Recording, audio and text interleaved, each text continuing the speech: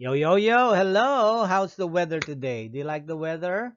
Now, check out this weatherman. The weatherman is looking at the patterns he sees, right?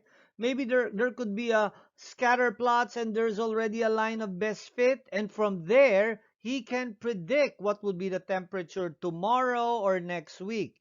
Today, we're going to do the same thing. We will be predicting. And what would be our basis? Our basis would be the line of best fit. It is called interpolation and extrapolation. Woo, new words, yes? We're gonna learn that today. Are you ready? Okay, here we go. Let's start with interpolation. Check out the word inter. Inter means inside, right? Inside. So, interpolation is a prediction between given data points. Now, if you look at the green area here, any prediction made within the green area is inter. It's within the area where you see the dots. So, for example, from that line, you could see that if the time is 120 over here, on the height will be somewhere over here between nine. What's this? Between 10 and what number is this? Okay, but as long as it's somewhere here, right? I can't see the number well. So because it's so obvious, it's within the line. You can predict it. It's within the data points. Okay, so interpolation. We can now predict beyond the interpolation. Remember, this is the interpolation where all the set of scatter plots are. But next, if you want to predict outside those dots, that's now called extrapolation. Extra means outside. See, beyond that. If you want to know the value if for 60 on the x, okay, there are no dots to prove that, but you're just following the line of best fit. Oh, it will be more than 120, 120 something. See that? So that is now called extrapolation. Remember that. Interpolation, extrapolation. Now, the good thing about the line of best fit is that you can make an equation out of it. The previous lesson was telling you how to make an equation out of it. Now, look at the blue line. Okay, the blue line. Suppose there are dot plots within the blue line. Okay, there were dots all over there. Dots, I'm using the blue. And the one that represents it well would be the blue line. All right, and this is the equation. Now, because I have an equation, guess what? I can predict values which are not here. Look, if I want to know the value of y, if x is 18, what do I do? Follow your formula. Oh, I just plug it in. Yes. So, negative x, which is 18, plus 5. And that's going to be negative 13. So, you already know that if the x value is 18, the y value is negative 13, right? So, you were able to predict. What did we predict? This one. Now, let's look at another scatter plot. Suppose this is another scatter plot, okay? And then the line of best fit is the red line, okay? That red line. And the equation of the red line is this. Suppose you were asked, oh, yo, if the value of y is 25, here, the value of y is 25, what is the value of x? Well, we can solve. Okay, so let's write 1 half x plus 2. How do I solve for that? I want x to be alone, minus 2 on both sides. That cancels out. So you're going to be at 23 equals 1 half x. How can x be alone? Multiply by the reciprocal times 2 over 1. So times 2 over 1 for you. That cancels out, that cancels out, that cancels out, that cancels out. Therefore, let's continue over here. So on the right side, it's going to be x. 23 times 2 is a 46. So we were able to predict, okay? If the result is 25, the input is 46. Okay, we were able to predict 46 because what? We know the equation. See, you can predict with the use of an equation. All right, so let's try this ingenuity problem. The points given here represent the time x it takes for 6 people to travel. 6 people are traveling in a car. All right, so there. For example, time, let's say the time is 15, that's 15, and this is 10. So they graphed it already for you. Good. And they made the line of best fit already for you. Good. Making your life easier. And they already got the equation for you. Let's write it down. Y is equal to 1.04 x minus 7.15. Okay, now, based on the information above, how many miles should a person who drives 48 minutes expect to travel? So, that's the 48 minutes times 1.04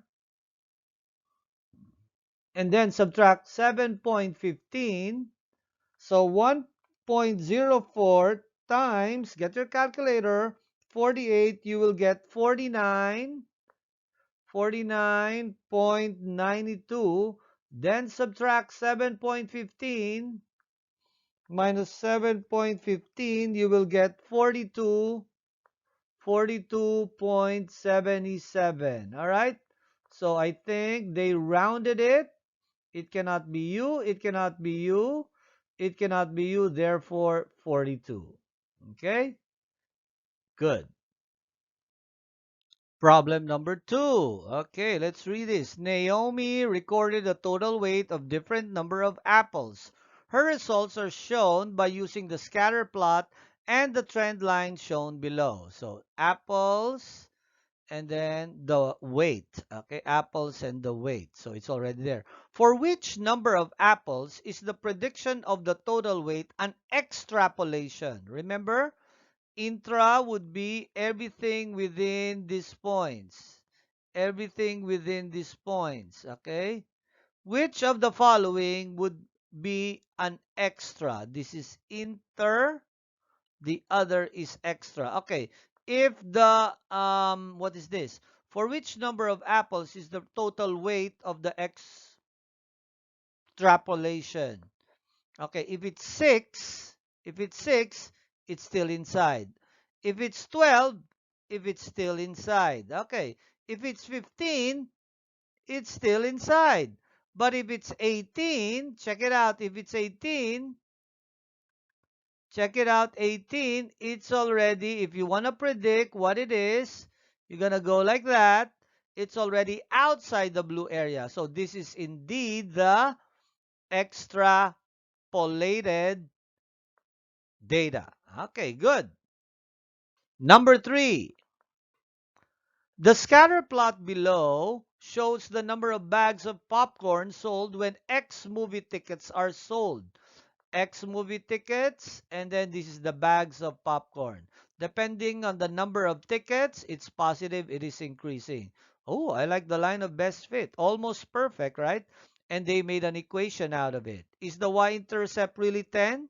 Yes, it's 10. The rise is zero point 0.6 over 1, zero point 0.6 over 1, zero point 0.6 over 1. But good, we already have the equation. All right, now, how many movie tickets will be sold if 100 bags of popcorn are sold? Okay, so y is equal to 0.6x plus 10. Where do I put the bags of popcorn? X is the number of tickets. So will I put the 100 here? No, the 100 goes here. And then you will know the number of tickets. Okay? Solve for x. You have to be alone. Minus 10 for you, minus 10 for you. That cancels out. You're now a 90 is equal to 0.6x. How can x be alone? Divided by 0.6 divided by 0.6. Okay? Get your calculator. That cancels out x. So 90 divided by zero point 0.6 is 150. All right. So, oh, you need to buy 150 tickets in order to get how much? $100. Okay, so that's the answer. All right, let's read this problem first. Angelique makes beaded jewelry. The graph below shows the number of beads used for varying cord lengths.